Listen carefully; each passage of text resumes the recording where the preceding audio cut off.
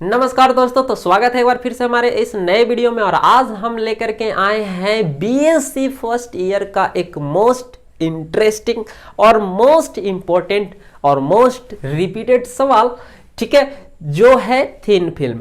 Thin film आपके exam में most repeated सवाल है, बार बार पूछा गया सवाल है सेमेस्टर 2 में।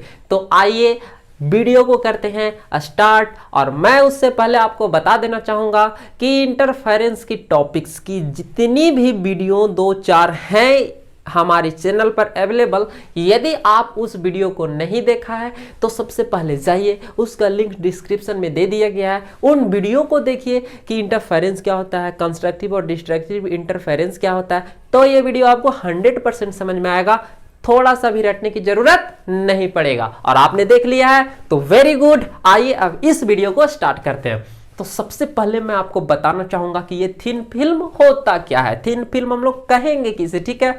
तो थिन फिल्म हम लोग कहेंगे किसे, कहेंगे उसे, ठीक है। एक मटेरियल का एक लेयर होना चाहिए, ठीक है।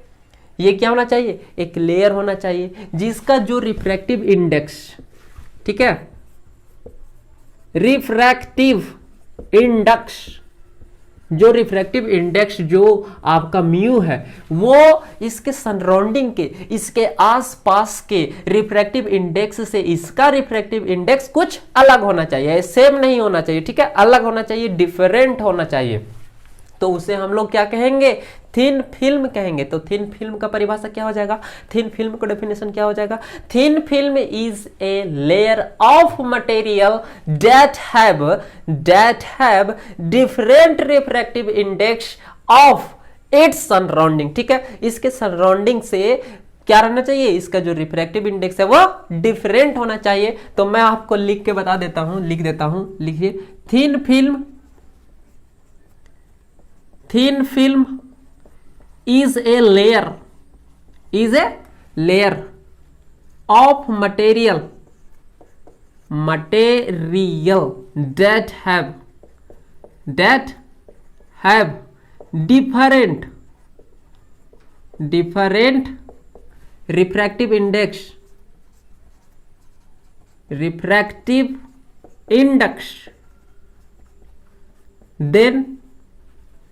then its surrounding is surrounding। तो थिन फिल्म क्या है, एक लेयर है, क्या है, मटेरियल का एक लेयर है जिसका जो रिफ्रैक्टिव इंडेक्स जो म्यू है वो अलग है, डिफरेंट है, कहां से, इसके आसपास के रिफ्रैक्टिव इंडेक्स से। तो इसका यूजेस कहां होता है, इसका फेनोमेना कहां घटता है। तो देखिए, आप सोएप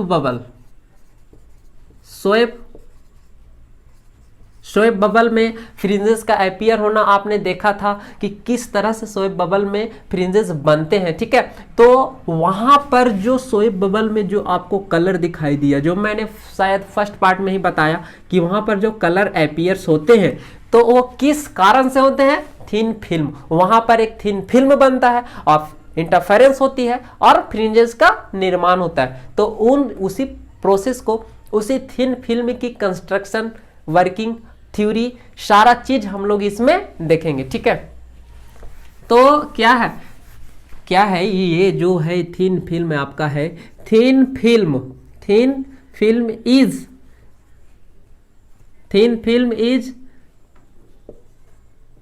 responsible to appears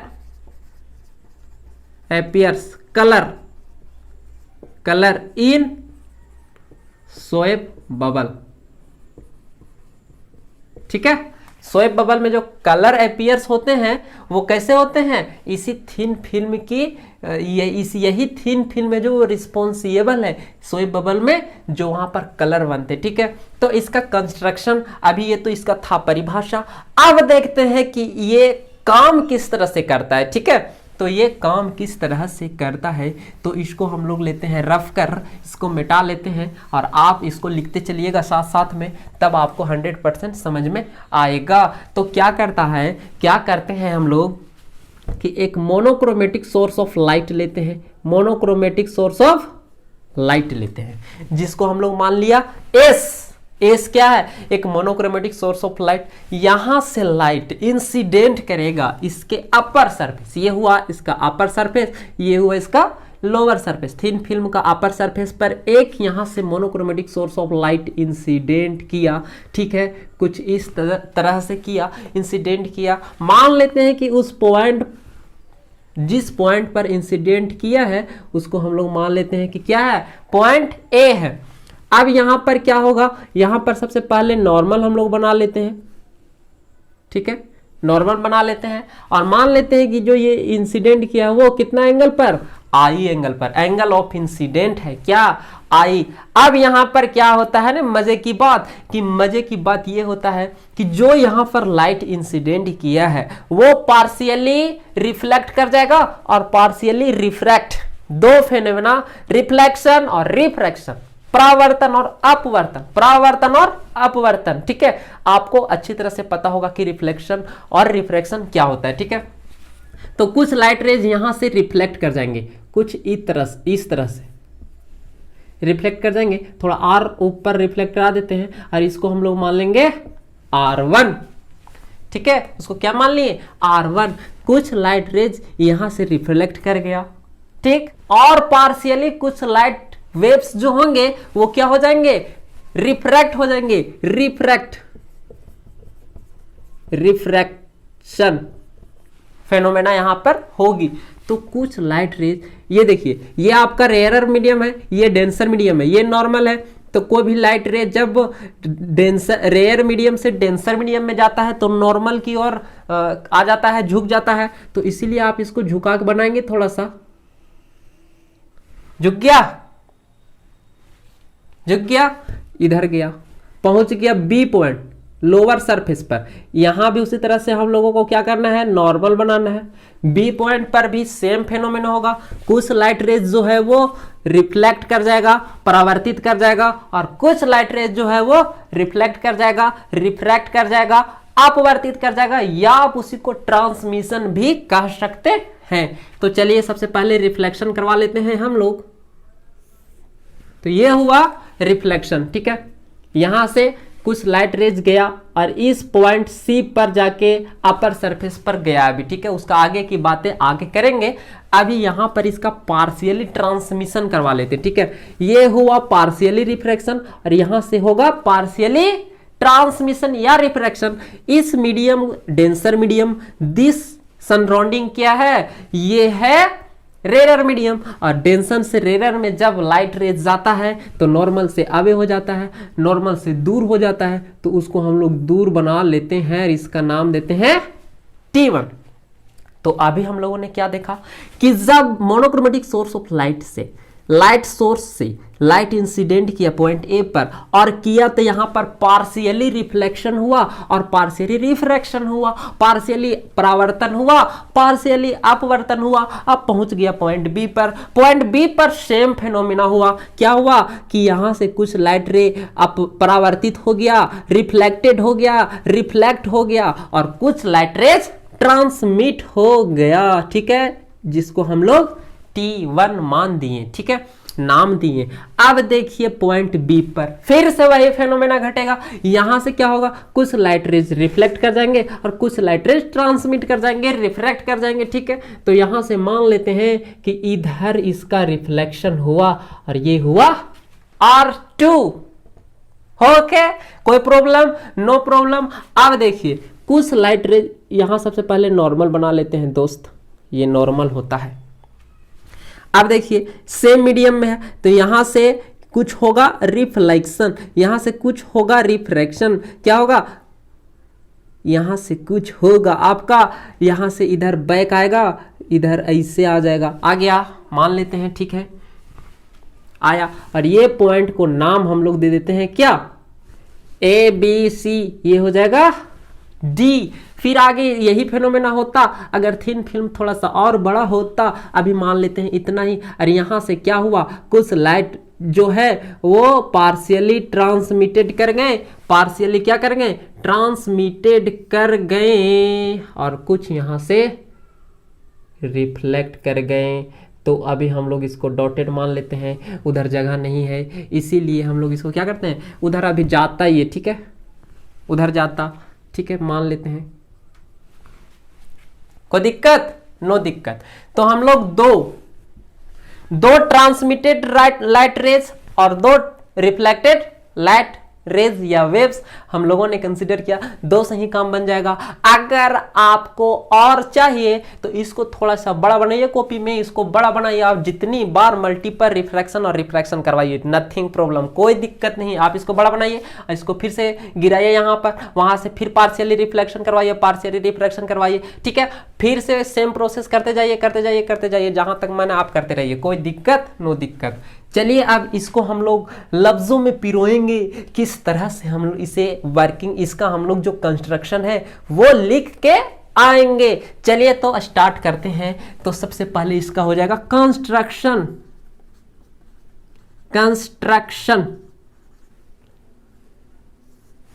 ठीक है, कंस्ट्रक्शन। आप फिगर बड़ा सा बनाइएगा, रिफ्लेक्शन रिफ्रैक्शन मल्टीपल करवाइएगा, ठीक है। चलिए, और उसका नीचे आपको लिखना है क्या, consider a thin film of refractive index mu and thickness t. Let S is a monochromatic source, SOURCE, source of light, monochromatic source of light। ये हुआ इसका कंस्ट्रक्शन, ठीक है। अब हम लोग जो यहाँ किए हैं, जो प्रोसेस, जो फेनोमेना किए हैं कि इंसिडेंट करवाए थे, यहाँ ये रिफ्लेक्शन मान लेते हैं आर एंगल पर हुआ है, ठीक है, आर एंगल पर रिफ्रैक्शन हुआ। तो इसका अब हम लोग शब्दों में पिरोएंगे, कैसे, when monochromatic source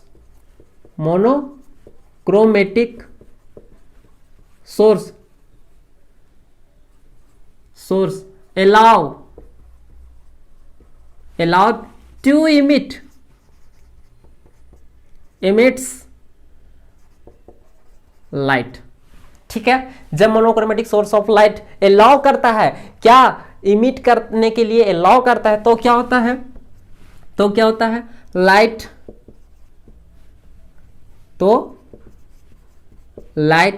waves incident at upper surface of thin film at point A। Allow किया, लाइट रेज यहां से इमिट किया तो इंसिडेंट करेगा कहां पर, अपर सरफेस पॉइंट ए पर। अब ए पर इंसिडेंट किया, उसके आगे क्या हुआ, हेयर, इसका आगे क्या हुआ, some light rays reflected along AR1 and some light rays refracted along AB। तो उस बात को अभी हम लोग यहां शब्दों में पिरोएंगे, तो पिरोइए, some light waves reflected along AR1 की ओर रिफ्लेक्ट कर गया और सम रिफ्रैक्ट कर गया कहां, AB की ओर। तो उसको लिखेंगे and partially some light wave लिखिए, कोई दिक्कत नहीं है, light waves refracted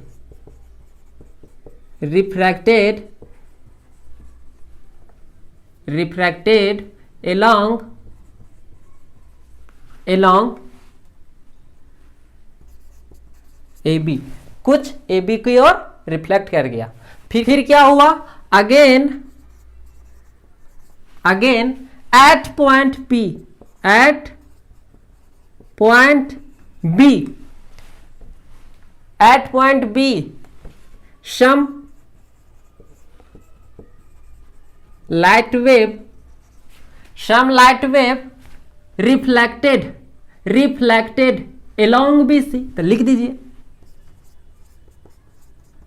reflected along BC and partially some light wave transmitted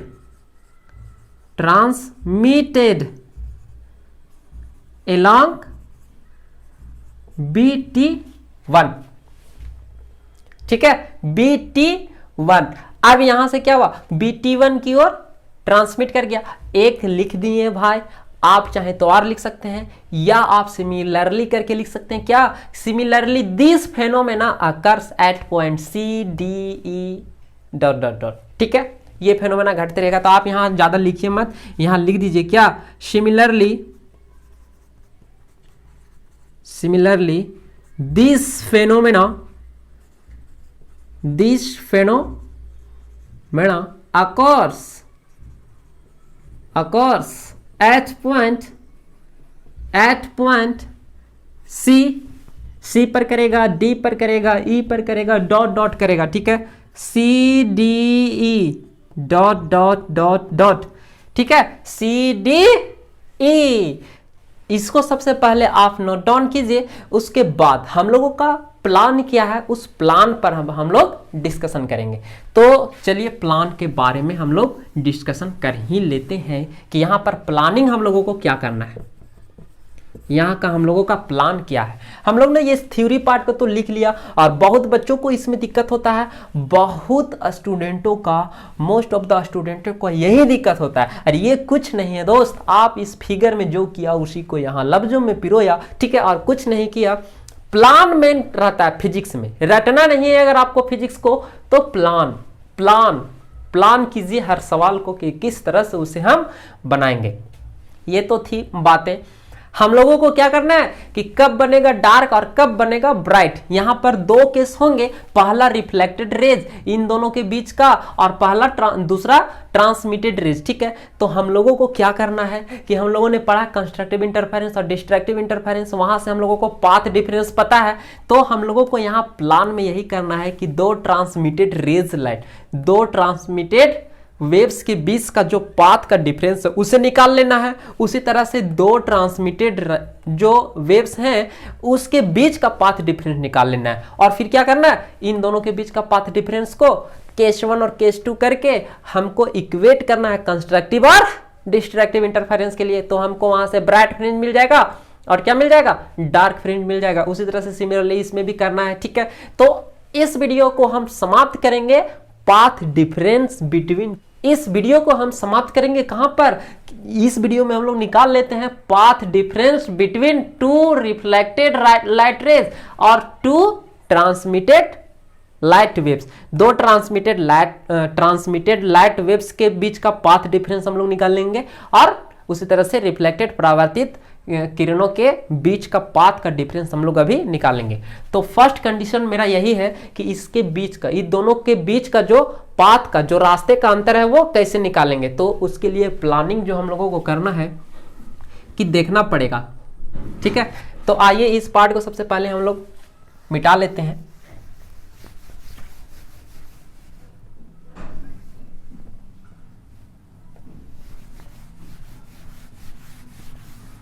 तो अब बढ़ते हैं प्लानिंग की ओर। तो इन दोनों के बीच का हमको क्या निकालना है, रास्ते का अंतर। तो आप सबसे पहले क्या कीजिए, इस पर नॉर्मल गिराइए, नॉर्मल परपेंडिकुलर गिराइए। कंस्ट्रक्शन हम लोग क्या करेंगे, कंस्ट्रक्शन यहां पर हम लोग ड्रॉ कर लिए परपेंडिकुलर, ठीक है। रिफ्लेक्टेड लाइट वेव्स R1 पर हम लोग C से क्या किए, परपेंडिकुलर ड्रॉ किए, जिसका नाम हम लोग दे देते हैं N। अब देखिए इसके बाद देखिए दोनों क्या R1 और R2 यहां से सेम डिस्टेंस ट्रेवल करेगा, इधर उधर आगे जितना बढ़ाना है अनलिमिटेड बढ़ाना है, दोनों को बढ़ाना है, तो क्या ये दोनों इधर सेम दूरी तय करेगा। लेकिन इधर का जो इसका रास्ता है देखिए यहां से लेके यहां तक R1 का इतना ही है, लेकिन R2 को यहां पहुंचने के लिए A से B जाना पड़ा, B से C जाना पड़ा। तो इस दोनों का, ये दोनों और इसमें क्या अंतर है वही हम लोगों को निकालना है। तो सबसे पहले हम लोग करेंगे ड्रॉ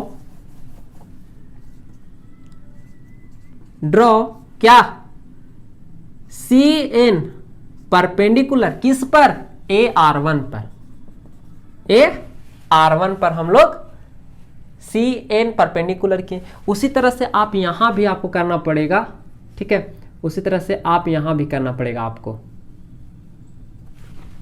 और इसका नाम हम लोग दे देते हैं M, इसका नाम क्या दे दिए, M। तो इस दोनों के बीच का पाथ डिफरेंस और इन दोनों के बीच का पाथ का डिफरेंस निकालेंगे। उसके बाद नेक्स्ट वीडियो में हम लोग सारे कंडीशन को भी देख लेंगे, ठीक है। तो आइए पाथ डिफरेंस निकालना है। एंड दूसरा क्या किए, DM, इसको T1 था ये ना, तो T1 DM ड्रॉ किस पर, BT1 पर,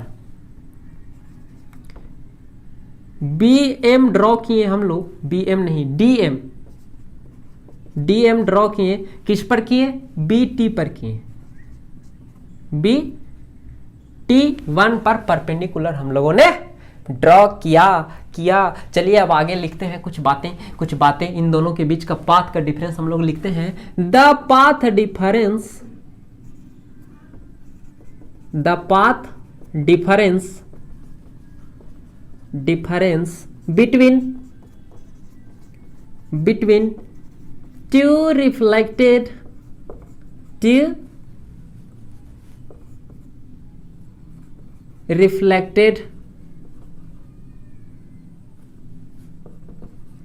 light waves AR1 and CR2, AR1 और CR2 के बीच का पाथ का डिफरेंस अब हम लोग निकालने वाले हैं। तो वो कैसे निकालेंगे, चलिए उसे निकालते हैं। क्या, the path difference between AR1 and AR2 is given by, कैसे दिया जा सकता है। सबसे पहले देखिए कि पाथ डिफरेंस को हम लोग मान लेते हैं डेल एक्स क्या होगा, AB प्लस BC यहां से लेके यहां तक और यहां से लेके यहां तक जोड़ देंगे और उसमें घटा देंगे इसको, तब पाथ का डिफरेंस नहीं मिल जाएगा कि नहीं। चलिए तो उसको करते हैं, पाथ ABC इन फिल्म में है, इसमें हम लोग को घटा देंगे, क्या घटा देंगे, एयर वाला AN एयर वाला को घटा देंगे, तो पाथ AN इन एयर, ठीक है। अब देखिए एक चीज आपको यहां इसका याद रखना है कि इसमें जब कोई भी लाइट रेज पास करेगा, कोई भी लाइट वेव पास करेगा, तो क्या होगा कि इसका जो रिफ्रैक्टिव इंडेक्स है उससे गुना करना पड़ेगा। तो इसको गुना कर लीजिए, उसका रिफ्रैक्टिव इंडेक्स क्या था, म्यू था। अब ये यहां से देखिए A से B गया, फिर B से C, इसको तोड़ के लिख सकते हैं, AB प्लस BC लिख सकते हैं, माइनस एयर का रिफ्रैक्टिव इंडेक्स कितना होता है, एयर में कितना होता है, 1 होता है। तो इसीलिए हम लोग यहां म्यू को 1 मानेंगे और ये हो जाएगा आपका AN, ठीक है। तो ये आपको यहां तक बातें समझ में आ गई होंगी। अब हम लोगों को प्लान क्या करना है, प्लान ये करना है कि हमको AB BC और AN की वैल्यू चाहिए, AB BC और AN का वैल्यू निकालना, तो उसके लिए तगड़ा प्लान करना पड़ेगा, ठीक है।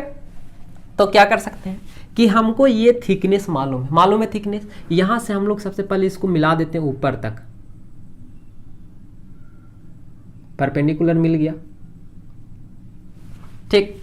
और आपको पता होगा कि आइसोसेलेस ट्रायंगल में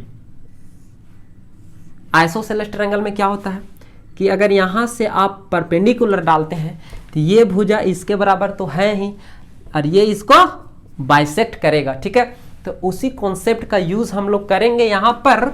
चलिए अब आगे बढ़ते हैं इस वीडियो में और देखते हैं। ये आर है तो दिस आर होगा एकांतर अंतः कोण, इंटीरियर एंगल, ठीक है। एकांतर अंतः कोण से ये आर हो जाएगा। आपको एक ट्रायंगल यहाँ से इस कदर से दिख रहा होगा, उस ट्रायंगल को हम लोग लिख लेते हैं। सबसे पहले यहाँ पर बी है और यहाँ पर आर भी है और यहाँ पर है आपका ए और यहाँ पर है आपका एम। यहाँ एम तो नहीं मान सकते काहे कि एम यहाँ मान लिए हैं। चलिए इसको हम लोग क्या कर लेते हैं, इसको मान लेते हैं के, ठीक है। इसको क्या मान लिए, के, नहीं तो छोड़िए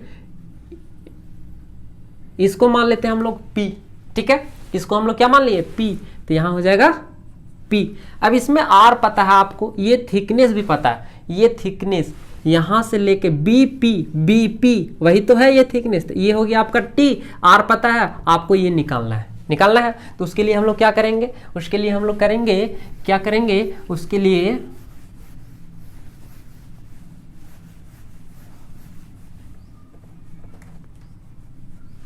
हम लोगों को ये जब यहाँ पर फाइनल में एक रिजल्ट आया था डेल एक्स बराबर mu times of A B plus B C minus A N जो आया था, इसको इक्वेशन आप 1 मान लीजिए। इसको याद रखिए क्या है कि ए बी बी सी और ए एन का वैल्यू निकाल के तो यहाँ पुट करेंगे ना। हम लोग ये काम क्यों कर रहे हैं, निकालने के लिए। तो चलिए अब आते हैं in triangle A B P, ठीक है। त्रिभुज ए बी पी में समकोण त्रिभुज right angle triangle A B P में जो आपको यहां भी दिख रहा है, तो आपको निकालना है ये है इसका, ये हो जाएगा यहाँ पर परपेंडिकुलर, ये हो जाएगा इसका हाइपोटेनस, ठीक है। तो और ये हो जाएगा इसका बेस, ये इसका क्या हो जाएगा, बेस हो जाएगा। तो हमको निकालना क्या है, हाइपोटेनस ए बी का मान निकालना है। तो हम लोग ले लेंगे आर बराबर आर हाइपोटेनस और बेस किस त्रिकोणमिति फंक्शन में आता है, तो कोस में आता है। कोस आर बराबर क्या होता है, बी बाई एच।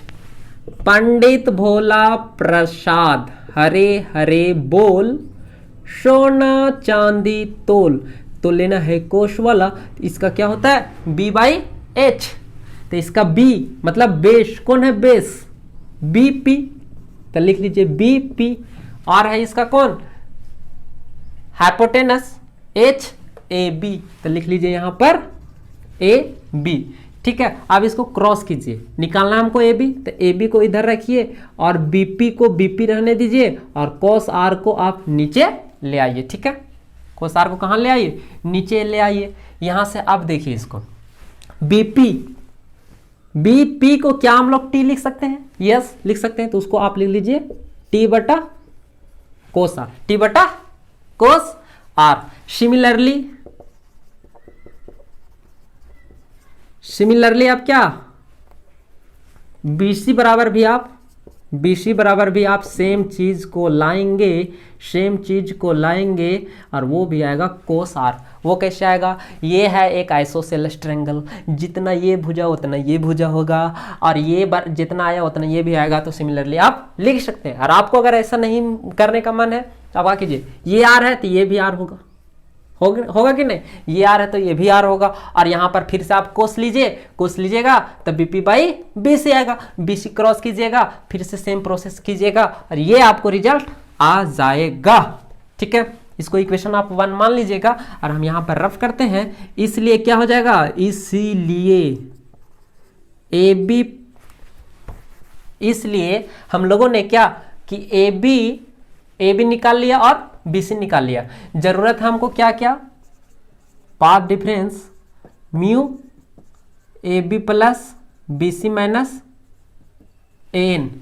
तो AB मिल गया, BC मिल गया। अब हमको जरूरत है AN का। इसमें हमको कोई भुजा नहीं पता है, तो क्या हम ये भुजा और ये भुजा निकाल सकते हैं, ये दोनों साइड निकाल के जोड़ के AC निकाल सकते हैं। AC पता चल जाएगा तो इस ट्रायंगल में यूज करके हम लोग निकाल लेंगे। तो चलिए अगेन करते हैं, अगेन क्या करेंगे, इन ट्रायंगल क्या A B P, A B P. अब हमको क्या करना है, इसको लेना है और इसको लेना है, इसको लेना है और इसको छोड़िए, इसको भी ले सकते हैं, इसको और इसको लेना है। तो ये है आपका आधार और ये है आपका ऊंचाई।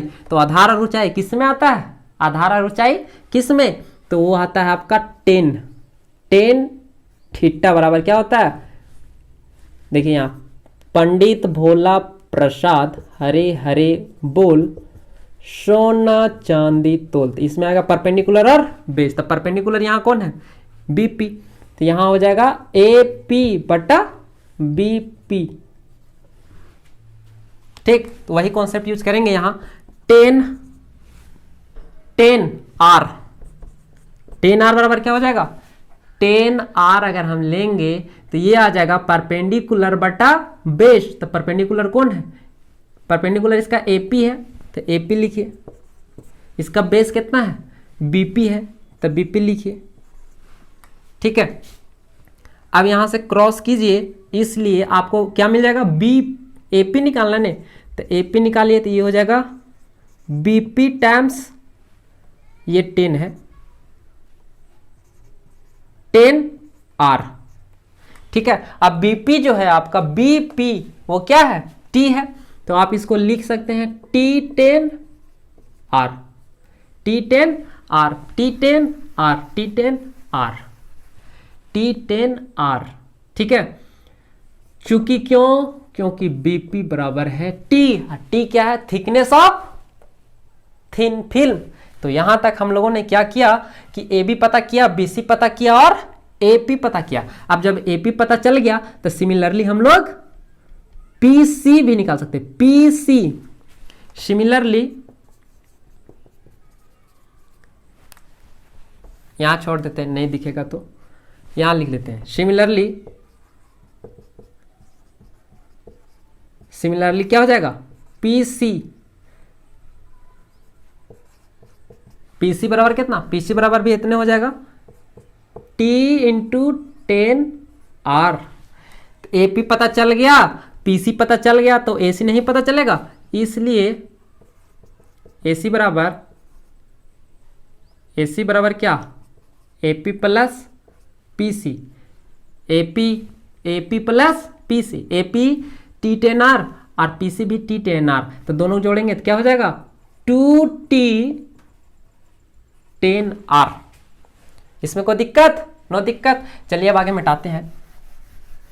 तो हम लोगों को अभी तक क्या क्या पता चला, AB का मान, AB बराबर BC बराबर T बाई कोस R पता चल गया है, और एक AC बराबर मिल गया क्या, AP प्लस PC। AP है आपका T10R प्लस PC भी है T10R। तो यहां से आपको मिल जाएगा 2T10R, 2T10R। यहां तक काम हो चुका है, इधर हम मिटा लेते हैं और आगे की क्रिया विधि स्टार्ट करते हैं।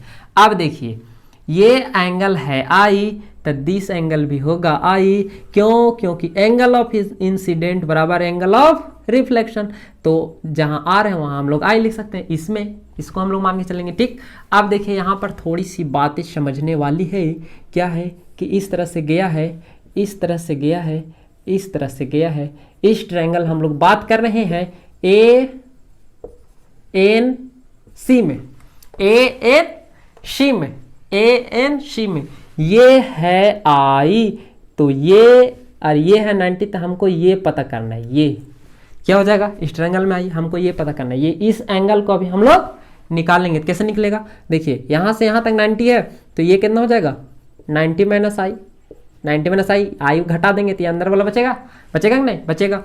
तो अब इस ट्रायंगल में इसको मान लेते हैं x, क्या होगा, इस 90 प्लस इस 90 माइनस I, दोनों साथ में लिख दिए, प्लस x बराबर 180। क्यों 180, क्योंकि ट्रायंगल का जो तीनों कोनों का जो सम होता है वो 180। अब देखिए 180, 90 प्लस 90 180 हो गया, माइनस I प्लस x बराबर 180, ये 180 से ये 180 खत्म, बच क्या गया i बराबर x, मतलब बच क्या गया i plus minus I plus x बराबर 0, और ये हो जाएगा उधर जाएगा तो i। तो इस कदर से मेरा बच गया भाई x बराबर i, that means this angle also is equal to i। ठीक है, अब काम करते हैं हम लोग ट्रायंगल ANC में। अब लिखेंगे इन ट्रायंगल ANC, त्रिभुज ANC में क्या लेंगे, ये देखिए त्रिभुज, ये आपको i पता है, ये है भाई आपका 90, और ये हमको ANC ये हमको निकालना है, और ये हम लोगों ने अभी पता किया क्या 2t 10r पता किया है, और ये नहीं पता है, तो हमको इसका और इसके रिलेशन में देखना है। तो ये है आपका परपेंडिकुलर, ये है आपका हाइपोटेनस। परपेंडिकुलर और हाइपोटेनस का रिलेशन साइन में होता है, साइन थीटा बराबर परपेंडिकुलर बटा हाइपोटेनस। तो यहां लगाएंगे साइन आई लगाएंगे तो क्या हो जाएगा, साइन बराबर परपेंडिकुलर कौन है, AN है, तो लिखेंगे AN, और हाइपोटेनस AC। तो AN ही तो हमको पता करना था, तो AN में आइए क्या हो जाएगा AC इंटू साइन आई।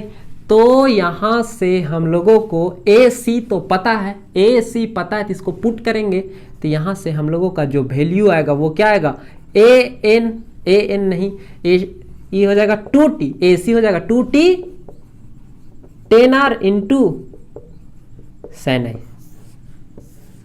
यहां तक में कोई दिक्कत तो नहीं होना चाहिए। हम लोगों ने क्या किया, जरूरत था AB का, BC का और AN का, AB BC और AN, तो AB और BC हो जाएगा, यहां से निकाल लिए, AC निकाले, उसके बाद AN निकाले, तो AC का यूज करना था इसीलिए AC हम लोग निकाले। जो हम लोगों का मेन रिजल्ट है वो है AB BC और AN। अब इन तीनों का वैल्यू इसमें पुट करेंगे, सॉल्व करेंगे, और ये दोनों रिफ्लेक्टेड रेज के बीच का जो पाथ का डिफरेंस है वो निकाल लेंगे। ठीक है, तो चलिए अब लिखिए क्या, putting the value of AB BC and AN in equation first we get del x बराबर mu times AB plus BC minus AN, इतना ही है। इक्वेशन 1 यही ना था, क्या हो जाएगा, AB का मान क्या है, AB का t बाई कॉस आर, तो लिखिए उसको t by cos r, plus BC का मान कितना है, उतने हैं t by cos r, AN का मान कितना है 2t 10r, 2t 10r, 2t 10 जी नहीं, AN का value 2t 10r into sine आई। यहां तक है, दिख रहा है भाई,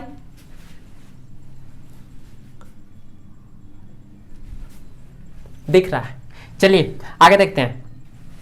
अब इन सब का हो गया है काम खत्म, क्योंकि मैंने वैल्यू कर दिया पुट। अब करना है सिर्फ छोटा सा कैलकुलेशन और आपको मिल जाएगा पाथ डिफरेंस।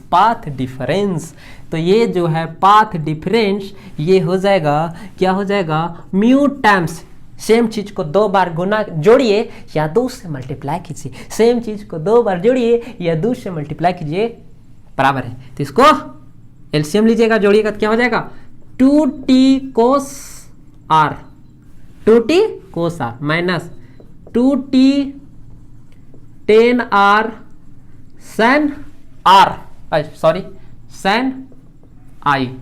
ठीक है, अब देखिए डेल एक्स जो है आपका म्यू, ऐसे इसको लिख लीजिए 2t म्यू, आप इसको ऐसे लिखिए 2 mu t by cos r separate, minus 2t 10 को क्या लिख सकते हैं, 10r को आप लिख सकते हैं साइन आर बटा कॉस आर, लिख सकते हैं तो लिख दीजिए, उसको लिखिए क्या,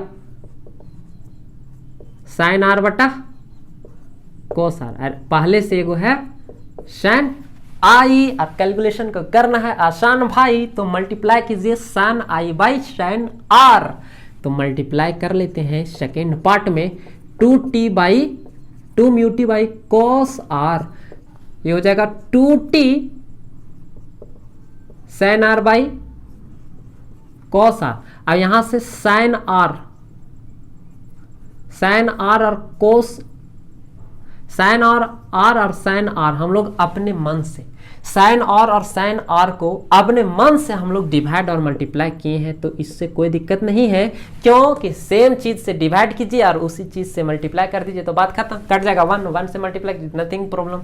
तो ये ऐसा हम लोगों ने इसलिए किया क्योंकि यहां हमको लगाना है स्नेल्स लॉ। चलिए अब आगे बढ़ते हैं। डेल एक्स बराबर 2 mu t cos r, 2t sine r, इसको मल्टीप्लाई कीजिए साइन आर साइन आर क्या हो जाएगा साइन स्क्वायर आर बटा कॉस आर, और ई दोनों को साथ में रखिए sine i by sine r, sine i by sine r. अब ने यहां यूज करेंगे भाई क्या स्नेल्स लॉ आपको पता है, म्यू बराबर क्या होता है sine i by sine r. तो क्या ये दिस वैल्यू म्यू देगा कि नहीं देगा। तो आप उसको पूरा यूज कर सकते हैं, क्या कर सकते हैं आगे निकालते हैं 2 mu t cos r 2 into sine square r by cos r, और ये हो जाएगा mu.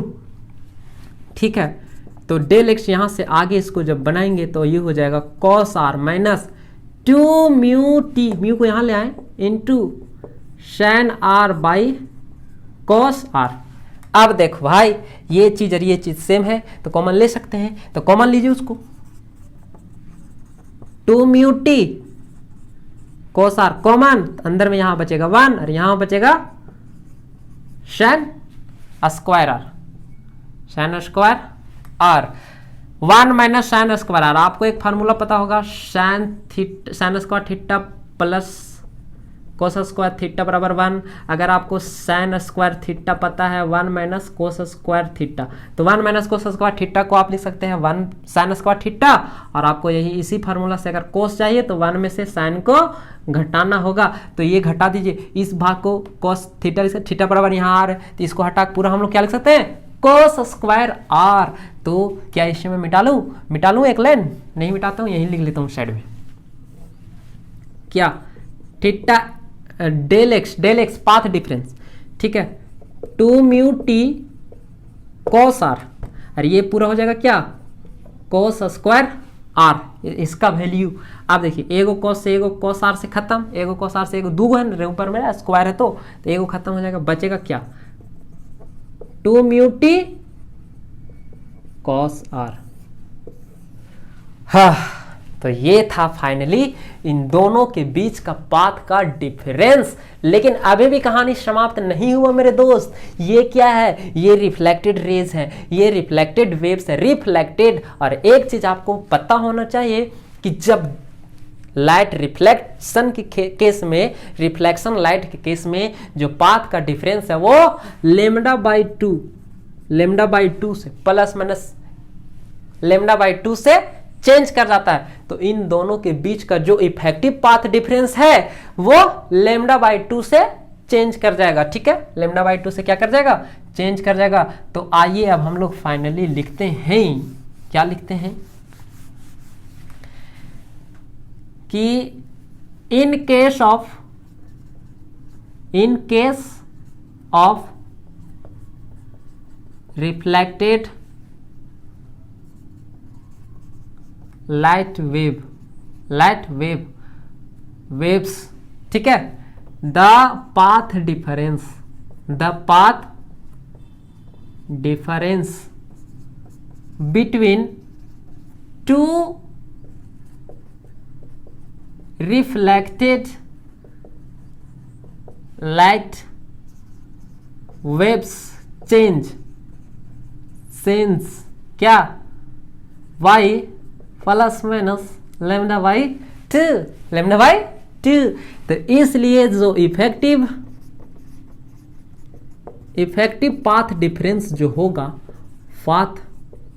Difference, path difference between AR1 और CR2 AR1 and CR2 is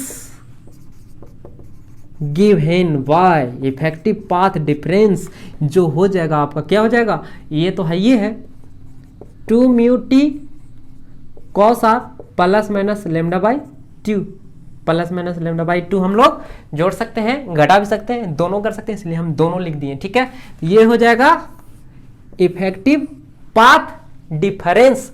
तो आप इसको मान लेंगे समीकरण 2।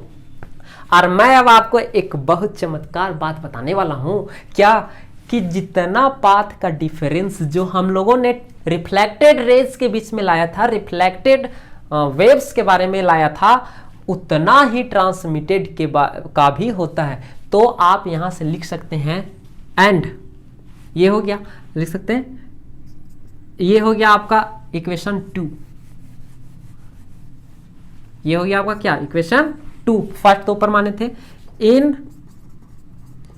Case of transmitted light waves there are no change in path, hence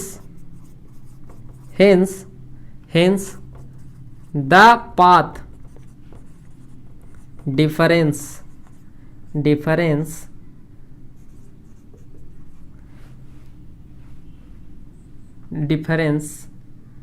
between two transmitted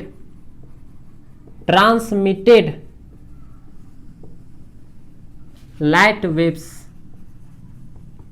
is similarly given by क्या, यही डेल एक्स बराबर 2 म्यू टी कॉस आर, इसको इक्वेशन 3 मान लेंगे, इसको इक्वेशन क्या मान लेंगे, ठीक है, इसको इक्वेशन 3। तो हम लोगों ने दो रिफ्लेक्टेड रेज के बीच का पाथ डिफरेंस और दो ट्रांसमिटेड, आप इतना सेम कीजिएगा तो रिजल्ट फाइनली यही मिलेगा। इसीलिए हम लोग यहाँ सिमिलरली टर्म यूज करेंगे और लिख देंगे 2 म्यू टी कॉस आर। यहाँ पर किसी प्रकार का ट्रांसमिशन के केस में फेज का पाथ का डिफरेंस कोई चेंज नहीं होता है, इसीलिए हम लोग इसी को लिखेंगे। लेकिन रिफ्लेक्टेड में क्या हो रहा था कि लेमडा बाई 2 से चेंज कर जा रहा था उसका पाथ, इसीलिए उसमें जोड़ या घटा दिए, ठीक है। लेकिन ट्रांसमिटेड के केस में वैसा कुछ नहीं। तो आज का वीडियो यहीं पर हम लोग समाप्त करते हैं और नेक्स्ट वीडियो में हम लोग देखेंगे इसका पार्ट 2 में कि कब बनेगा ब्राइट और कब बनेगा dark fringes in the case of 2 reflected raise और 2 ट्रांसमिटेड वेव्स, दोनों के केस में देखेंगे, ठीक है। तो धन्यवाद, मिलते हैं नेक्स्ट वीडियो में।